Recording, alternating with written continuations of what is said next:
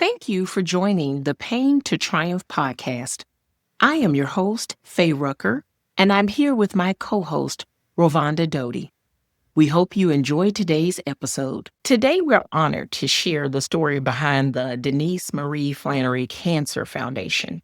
This foundation was born out of love, resilience, and a son's promise to make sure no family walks the cancer journey alone.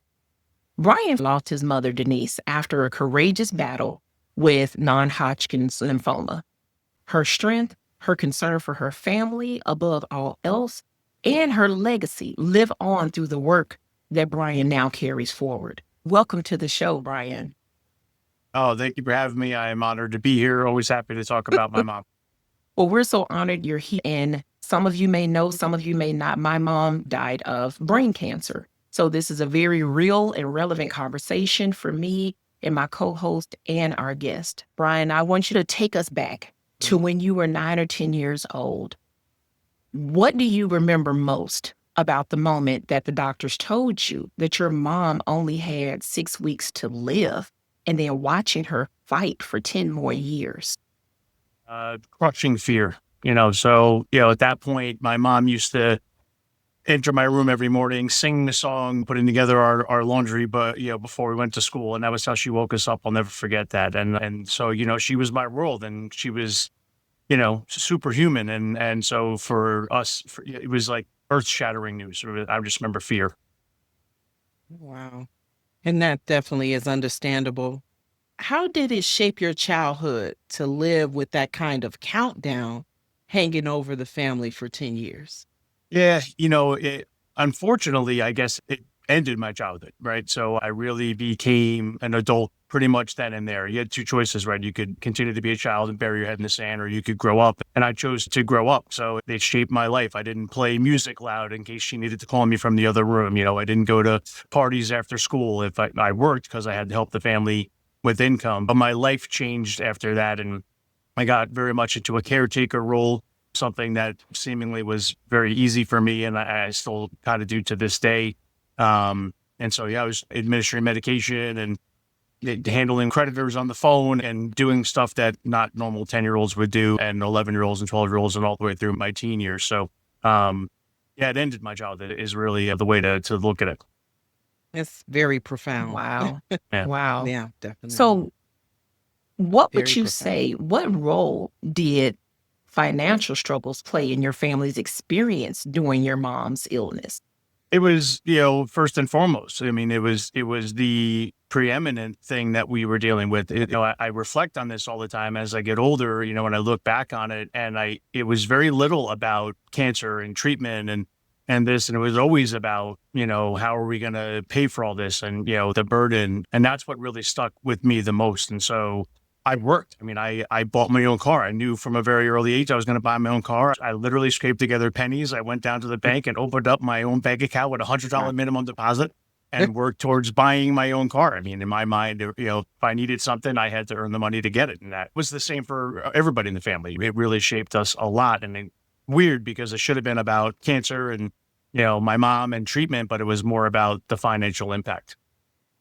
Wow. Well, you've shared that your mom didn't talk much about dying itself, but worried about being a burden. How did you, hearing that from her, affect the way you saw her and yourself? I mean, she's my hero in so many ways. She was so selfless and so caring. And she had a tough life even before cancer. I shared with Faye, and I think unfortunately we share that too, Faye.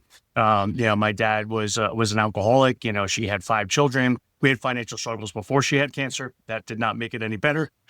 And so, it was challenging. So hearing that really, it sticks with me to this day. I mean, when I think about it, I'm equal parts emotional, and I'm kind of holding it back right now, and equal parts like angry, really, that she was worried about being a burden because she was anything but. I mean, she was an inspiration, not a burden. Wow. Beautiful. Beautiful. So I know you mentioned to me previously that your mom passed away in December of 1993. So when your mom passed away then, you were a freshman in college. How did you navigate stepping Yeah. into adulthood while also supporting your dad through this transition? That was brutal. It's, there are turning points in your life and moments you'll never forget. And I warned you, No, that I that's would cry. So it was brutal, and it changed my life forever. She got to a point where she was stage 4 terminal, 6 weeks to live when she was diagnosed. So we were always under, the mindset that every day could be her last. And that really is the same for all of us. But when you're going through an illness, it's even more profound. And it got so that you would just always believe that she was going to be there, that she was always going to beat it back. And so it was shocking. It was shocking. Hard to be shocked in 10 years of dealing with it, but it was shocking. So I went to pieces, to be honest. I mean, if I'm reflecting on it, I was an absolute disaster. I redshirted. I was going to drop out of college. I was going to go home and do what everybody does, and you maybe use this as an excuse to change the course of my life for the worse. Instead, I got myself together. If you're lucky, you have 5 people in your life who changed the course of your life, and one of them was Patty Adorna, also cancer survivor. And she called me up in January and said, "Time to stop mourning. Get back to school." So I finished my red shirt. I took myself out of bed. I went back to school. I met my wife. I carried on. I'm the better for it. I turned the negative into a positive, and the anger and the fear and the resentment of her loss into motivation to rise above my station and give back. Brian, I thank you for being so transparent here today because I do know cancer has affected so many households. I would like to ask, what did you learn from watching your dad love your mom through her final days? Not all heroes wear capes. Dad was only child, pretty good, decent upbringing as far as like financially. He didn't really have that much to worry about. Married his childhood sweetheart. They went to grammar school together. Life Right. got in the way. Life got heavy. Alcoholism creeped in, and then cancer poured gasoline on his alcoholism. And several years into her illness, he was fortunate enough to get a shot across the bow, and he only needed one, and he changed his life and saw his wife to the grave and fulfilled his wedding vow, the hardest one that we say, right? So death do us part. And so he's the hero. I Wow. think it's so beautiful that now Yeah. you and your dad have such a great relationship and you see him as the hero, which we would love and wish we all could see our dad as heroes. So thank you for sharing that part. I know it took Yeah. you about 10 years after your mom's passing before you launched the foundation, which you named it after your mom and for short, Yeah. the DMF Foundation. What was a turning point that made you say, okay, now is the time? It's crazy. I always knew that I was going to do something, right? And it's always that, I'll do it, I'm going to do that, right? That bucket list thing. And you really have to get busy. And there are signs that say you should do it. I think we often will say, well, we'll make excuses for why it's not the right time to do something. So 10 years had passed. That was a blink of an eye. The wounds were still very, very fresh at 10 years. I mean, I can tell you the tears were still often and the memories were often and the reminders were often. I got a call from a childhood friend of ours. I have 4 brothers. So, what happens when you have 4 brothers is all of their friends become your friends as you get older. And so, Darren was living with my brother Ken in Hoboken, dating a girl, and inexplicably and way too young to have been dealing with cancer, was quite literally dying of cancer. And he decided he wanted to do something. And so he got involved with the Lance Armstrong Foundation and called me up. I have a reputation that I've had for a very long time, which is I'm pretty much in for anything. So, it's red, I'm in Flaherty. And so he called me up and he said, "Hey, I want to do this 100-mile bike ride in Texas for the Lance Armstrong Foundation. You want to do it with me?" And I was like, "Sure, I'm in." And I didn't have a bike. I was like, bike, I'll go to the bike store. I'll go buy a bike. And I'm an endurance athlete. I ran in college. I could ride 100 miles, I'll start training for that. And so I did. I went and bought a bike. And I'll never forget it because biking was really, really big. I don't know if you remember the Lance Armstrong era, about 5 years in a row winning the Tour de France. All of a sudden, everybody in the United States was an avid cyclist fan. And so bike stores were popping up all over the place. And so I walked into a bike store looking for like a Schwinn, and they didn't have any Schwinns, Specialized and Treks, and they wanted to know if I wanted a saddle. I'm like, it ain't a horse, man. I want a bicycle. What's a saddle? It's apparently that's the seat. And they like, do you want cages or you want clip-ins? I'm like, I don't even know what you're talking about. Pedals would be good. Can I have pedals? And so I bought clip-in, Specialized Sequoia bicycle and shipped it to Texas, and the rest is history. So I went to a dinner, met, God puts people in front of us, right? So I sat at a dinner, raised enough money to meet some other folks at this, network dinner. And I said, hey, how'd you raise your money? And they were like, well, we did a golf outing. And I was like, well, my friends like the golf. My brothers like golf. I could do a golf outing. That'd be great. Maybe this is it. I'll start a foundation. We'll do this every year. And rather just ask for money, we'll host an event. And 23 years later, we just hosted our 22nd anniversary in New Jersey. The first year was the Lance Armstrong Foundation. And we're 10 years in Ohio for several events. We're 5 years in Texas and 10 years in North Carolina. And we did 7 years in Illinois. So it's bigger than I ever imagined, but it all started with one phone call from Darren Crew. Wow. And I love that. Bigger than you ever could imagine. Yeah. So we know the foundation has supported over 100 families and given more than $1.5 million in assistance. What drives you every day to keep this mission alive? So what drives me is quite honestly passion, right? I turned anger into passion. I turned devastation into hope. And, so I want to help other young Brian Flahertys and Ken Flahertys and Jim Flahertys and Jack Flahertys, and Tim Flahertys who went through this devastating, time in their life, go through that and not feel alone. That's Amen. awesome. And I know your mom, you mentioned previously, your mom's focus was always on the impact her illness had on her family. How do you carry that same mindset into the way the foundation helps families today? Yeah. So, I just asked for money when I did the initial fundraising, right? Hey, help me. I'm going to go ride this ride and, give me money. And people did, right? We donated that to Memorial Sloan Kettering Cancer Center and the Lance Armstrong Foundation. And they had forgiven a lot of debt with my mom. So I felt the need to pay that back and then pay it forward. So that's really started it. But the reason that we host the events is it's an opportunity for you to feel normal, right? To come out and be showered upon with some love. The beneficiaries are usually there. Survivors who were beneficiaries come to the event. So we have this outpouring of family members of the beneficiaries and friends of the beneficiaries. The network continues to grow. And the reason that we have the events is not just to raise money, it's to raise awareness, right? It's to cry, it's to laugh, it's to be jubilant and understand that you're still living, you're still here. And as long as you're living, there's still hope. That's how I do it. I don't want people to be alone in four walls, reflecting on their illness and only thinking about the bad. So life is to be celebrated no matter how difficult it is. That is a powerful thought. Just to be jubilant. I love that word, to not focus in on the inevitable, because we all know we will leave here. Yeah. But to focus on the community. And you built such a beautiful community in that. Looking back, what do you think your mom would say if she could see the work being done in her name now? What the hell are you doing, Red?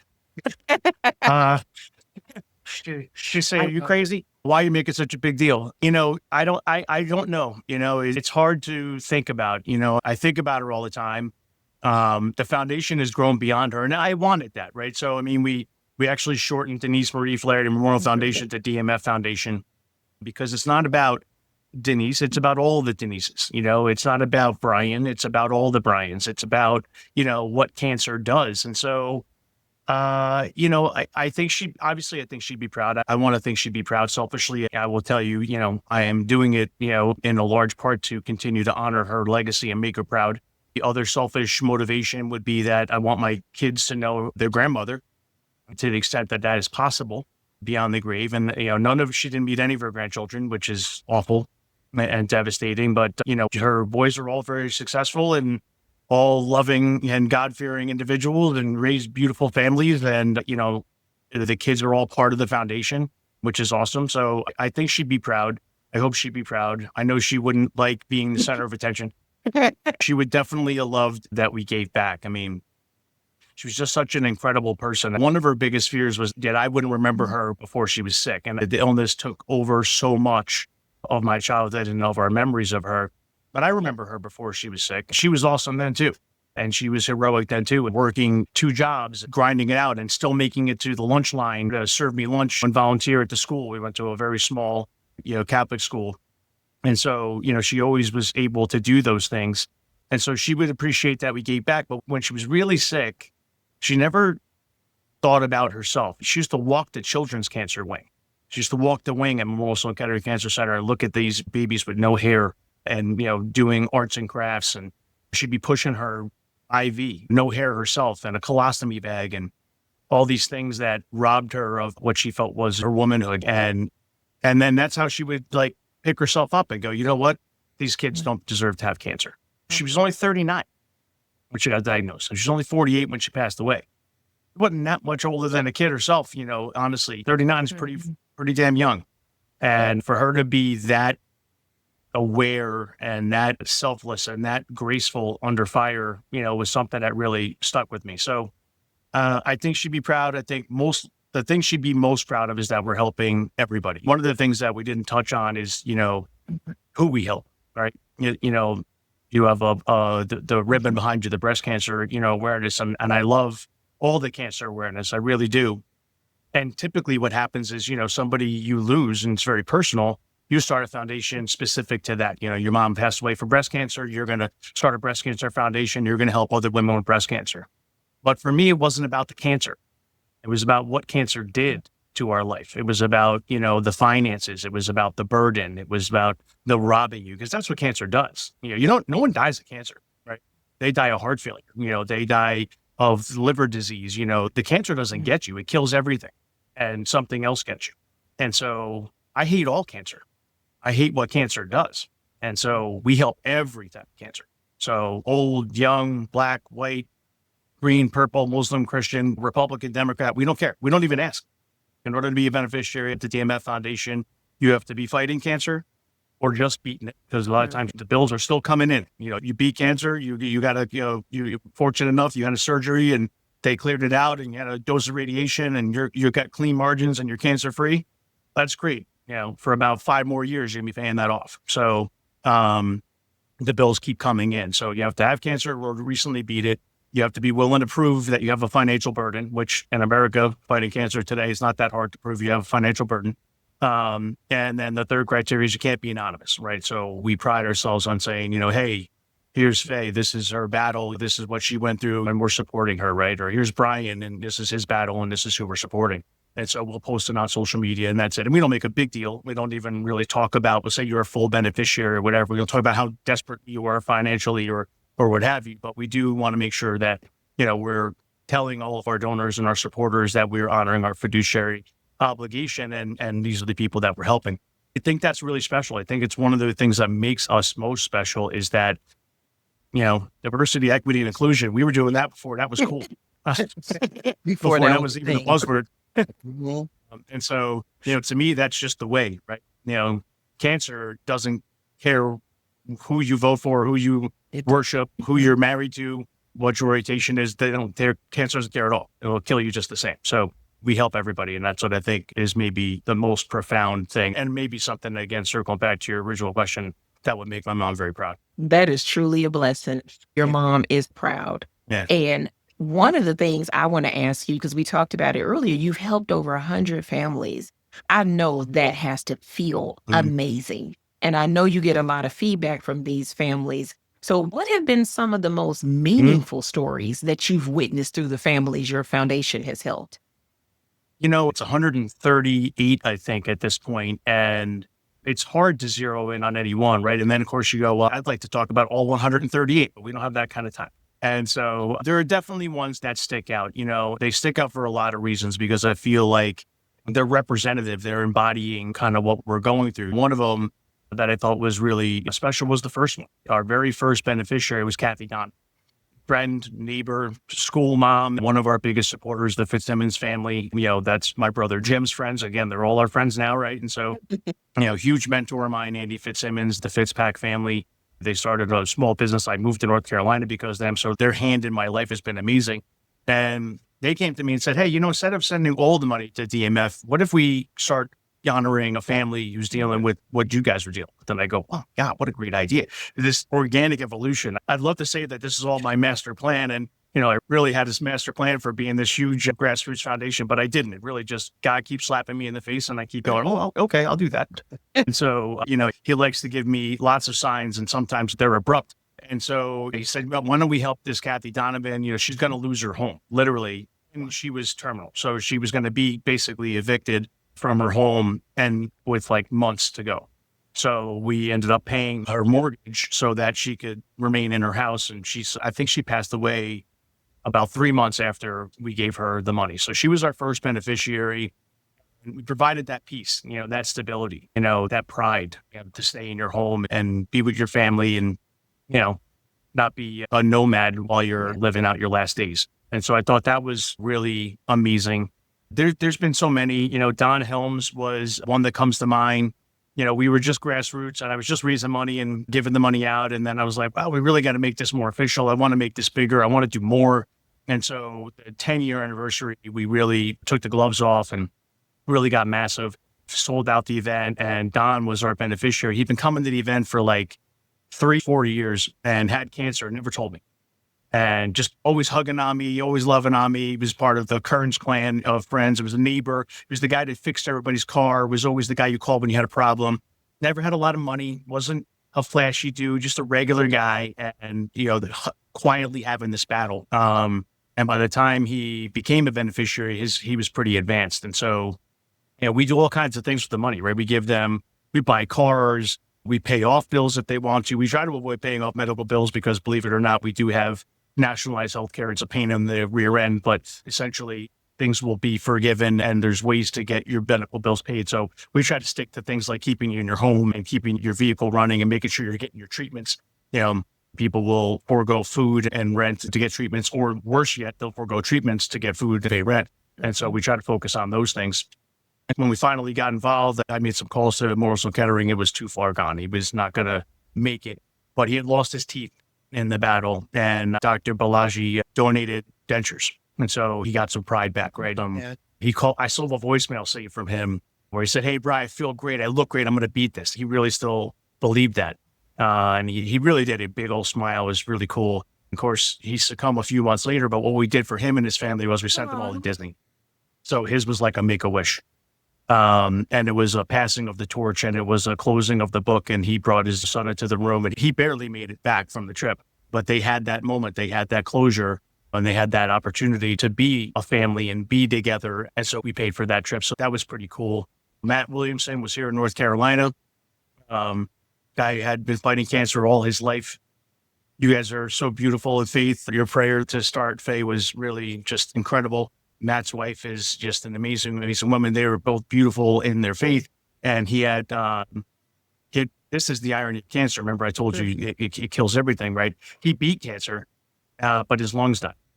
And so he needed a lung transplant. And so he was raising money for this surgery, if he could get a donor. And we hosted a 5K for him, which was our first 5K.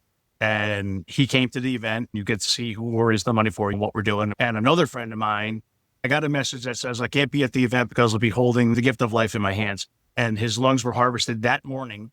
And he went into surgery that day to get his lung transplant. He's a DMF angel now, but the next year he played the trumpet. He was a trumpet player. He played the national anthem with his new lungs at our event. His battle did not end there. Organ transplants are challenging, but he got some more life. He got a little more lease on life. And I think it was another 6 years that he lived before ultimately he had some organ failure and some complications, but he got more life out of it. And that was a pretty special one. So there are lots. I mean, I could go on, but I don't know how long you want this podcast to go. I can tell you 130 stories, but there are definitely some special ones. The one I want to call out too is not even a cancer survivor, and it's not a beneficiary we help, but it is an amazing friend of ours. I'd be remiss if I didn't mention Frankie Francis because, he's been a member of the board forever since we really started having a board, and been our finance manager forever and our treasurer forever. His term is forever. He just continues to give back, and he's a cancer survivor. He has a colorful nickname for himself. He had testicular cancer, He calls himself Frankie Left Newt. My And good. he's quite a character, but he does a lot for the foundation. And he thanks me several times a year, makes me cry every time for saving his life. I didn't even know him when he was going through cancer. And he talks about that I saved his life. And he shared relatively recently, I mean, I've known him now for 15 plus years, but he shared relatively recently that he was one of our very first keynote speakers. In fact, I think he was our first keynote speaker. And when I had asked him, I was like, we wanted to step up the event, right? So we were getting a bigger banquet and sort of just golf. And now we have spouses in the room who don't golf and everyone's dialed up. And so I was like, it'd be great if we had a keynote speaker, somebody who could talk about, what cancer awareness does and what fundraising does and, what have you. And so it was natural progression that it was going to be Frankie. And so he got up and absolutely crushed it. He's a phenomenal speaker and just a wonderful human being. And years later now, I mean, he hugged me, told me how great it was. He really enjoyed doing it and, whatever, but I won't do it any justice, but it was something to the effect of that was cathartic for him. That was page turning for him. Similarly, I told you about Tony too, Faye. They both had this catharsis that happened, but Frankie was the first one where, I guess he really didn't see himself necessarily as a cancer survivor. Cancer was still sort of ingrained in him, and there's that fear. And he was up there talking about his journey and talking about what it meant and the fact that he is a survivor. He started to think like a survivor and not like a victim. He started to think like somebody who wanted to shift his focus to giving back to others and not to himself. And I didn't even know. I just thought he was this awesome dude and he would be a crushing speaker. We were new friends at that point. And so he shared that just a couple of years ago, maybe. And I remember being blown away by that. I never really knew it. So, there are other things that happen, right? We talked about the Holy Spirit. I told you God slapped me in the face. That's the Holy Spirit. And so, there's a million of these things that happen to me and these turns in my life that take place. And, Heidi Benjamin in Ohio, how did I get to Ohio? Ravenna, Streetsboro, Ohio, are what our biggest, events are. And our most, grossing fundraising events, our beautiful family in Ohio. I got there through Tim Beschel here in John Beschel and Tim Beschel here in North Carolina, whose brother buys rock, sand, and gravel from Heidi in Ravenna and Streetsboro, the sand and gravel capital of the world. And they were like, well, I think you guys should meet. And now we've been in Ohio for 10 years, raising money there and touching lives there. And it's incredible how the journey has unfolded recently. That is, Brian, that is incredible. And, I'm sitting here and to be honest, I'm lighting up at you lighting up talking about the families. I don't know if you noticed, but that was the question that you stayed on the longest. Yeah. And, and I would be remiss if I just didn't add that that's what it's about. Your mom's spirit is living on in the families of all of those that you're coming in contact with. And I just think that's such a beautiful thing. I do want to ask, how do you hope to grow the foundation's reach in the coming years? And how can people listening support the mission? What final thing do you want them to know? So, how did I get to Illinois, right? I was sitting on the sofa. Tim Beschel came to New Jersey. I moved down here in 2008 and we didn't start an event here. I kept the event in New Jersey. I would go home to the New Jersey event, which is our flagship. We call it the original event. And it wasn't for several years until I started to do it down here. And Tim came up to New Jersey and we had a great time and it was an amazing event. He was blown away. We're sitting on the deck where I say all the world's problems are solved. There was definitely some, libations involved and maybe a cigar. And he was like, man, he's like, how big do you want this to get? And I go, I don't know. You ever heard of the Susan G. Komen Foundation? That's how big I want it to get. And he's like, well, I have a pretty good network in Illinois. What do you think about starting an event there? And he had moved from Illinois. He lives in North Carolina. And I said, well, the cool thing about it, Tim, is it's like a family reunion. So, be careful what you say, because if you say you're in, I'm in. You have a network in Illinois. So I'll be using your network. I'll give you the playbook, but I'll be using your network. So, that's how we got to Illinois. And then that byproduct got us to Ohio. And now my business partner and my best friend, Rudy Casanova's, what helped started us, our event in Texas, which is now this Monday coming up. You need that boots on the ground. You need somebody who's going to hear this story and this mission is going to resonate, right? Help all cancer. No one fights alone. The fight continues, take that anger and turn it into passion and turn it into love and turn it into hope.